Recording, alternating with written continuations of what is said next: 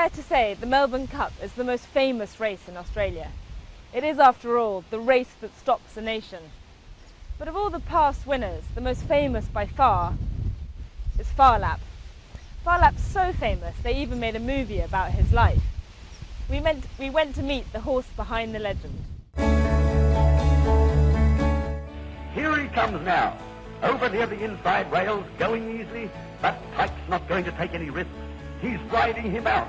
The others are scrambling for second and third. No danger now. Here's the post.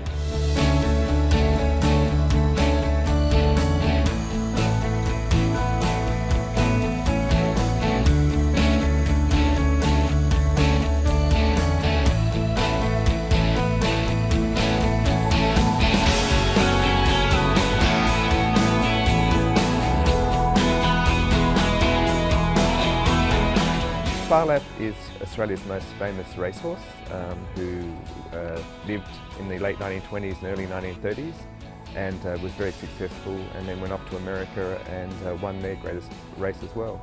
It's actually a Thai word.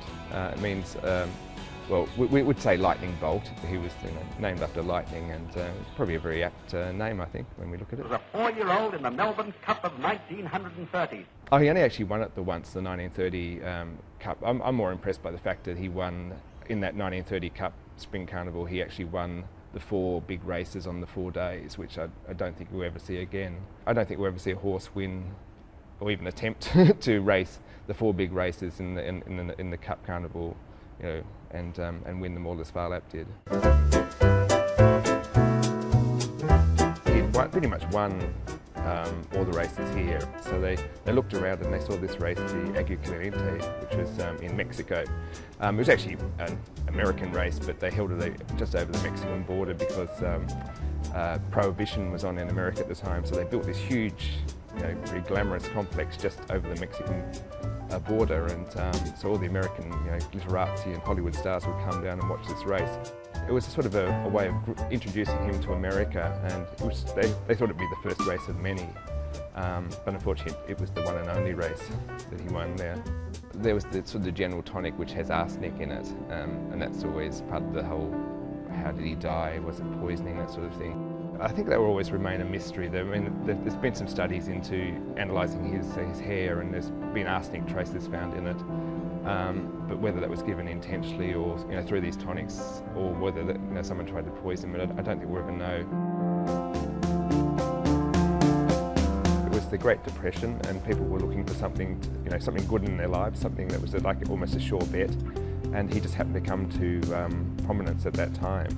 Another reason was the media available to people was changing, and radio was sort of in its early days, and so people could actually follow his races at home and not be at the track. Also newspapers were bringing in photographs so you could actually see him in action.